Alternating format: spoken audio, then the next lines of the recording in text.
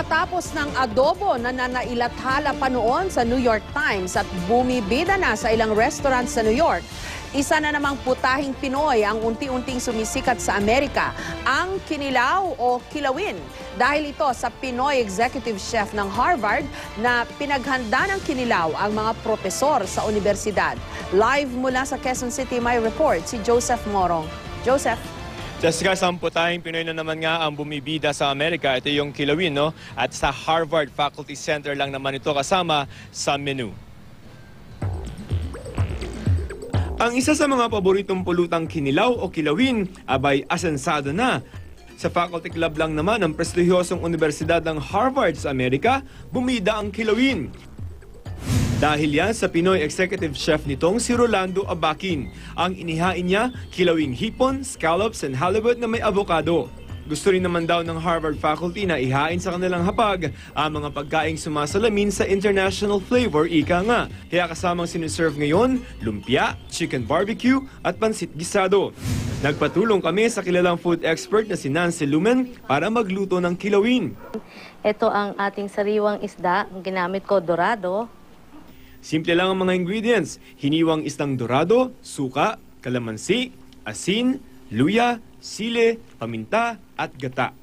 Paliguan na natin siya or ikilaw na natin siya sa kalamansi. Ito na yung kilaw portion na... Wala pang 10 minuto, ready na ang kilawing dorado. Ito ang simple kilawin. I-taste test nga natin. Sarap. Very masarap. Okay. Tingnan natin.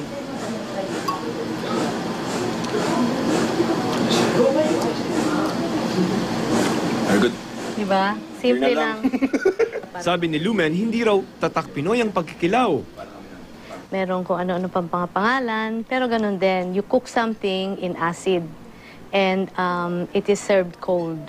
Pero dahil namana na ng mga Pinoy ang paraan ng pagluluto, natuto na raw natin itong lagyan ng Pinoy touch at gawing sariling atin. Una muna sa gamit ng vinegar. Coconut vinegar or sugarcane vinegar, yung mga sukang puti na native vinegar, yan ang atin. Yung iba ginagamit apple cider o yung kanilang regional vinegar, national vinegar nila. Tapos yung iba naglalagay ng coconut cream. Tayo yon para maputi-puti siya.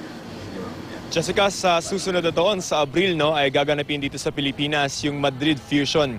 Ito yung taunang pagtitipon ng mga world-class na mga food experts sa mga chef para magpalitan sila ng kanilang mga technique at mga development sa pagkain. So, isa na naman pagkakataon yan para magpasikat yung ating mga pagkaing Pinoy. Jessica? Pero hanggang ngayon, ang problema yata, Joseph, hindi magkaisa kung alin ba sa napakaraming masasarap na putahing Pilipino ang dapat na isinusulong. Kasi kailangan yata isa-isa lang dapat, di ba? Adobo ba? O sisig? O sinigang? O ngayon, heto, dumagdag pa ang kinilaw. Correct. Napanood ko yung sa Kapuso Mo, Jessica. So, yung I think mga last month or 2 months ago. Siguro, magandang problema yon na hindi natin makita kung ano yung magre-represent sa atin. That only means na marami talaga tayong dapat na ipagmalaki na pagkain. Di ba nga, pag may mga umuwi tayong mga kamag-anak galang sa Amerika, pagbalik doon, nagre-reklamo na ang tataba daw nila kasi ang dami-daming pagkain dito sa Pilipinas. And that's a testament to the richness of our culture. Di ba, Jessica?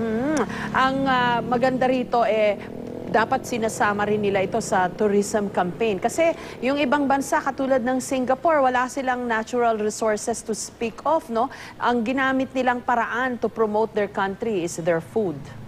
Correct, Jessica. Nung nakausap natin itong si Secretary Jimenez, no, kasama siya nung sa biyahe ni Presidente, yung sa next year, no, sa April, yung Madrid Fusion ay kasabayan noong Visit Philippines campaign 2015. So kasama doon sa at least pag-promote, hindi lamang yung experience, pati yung pagkain na alam naman natin na is parang combination of a lot of other influences ng ating sa ating kasaysayan. So kasama naman doon sa pag-promote ng ating kultura, syempre yung pagkain natin, Jessica. Maraming salamat sa iyo, Joseph Morong.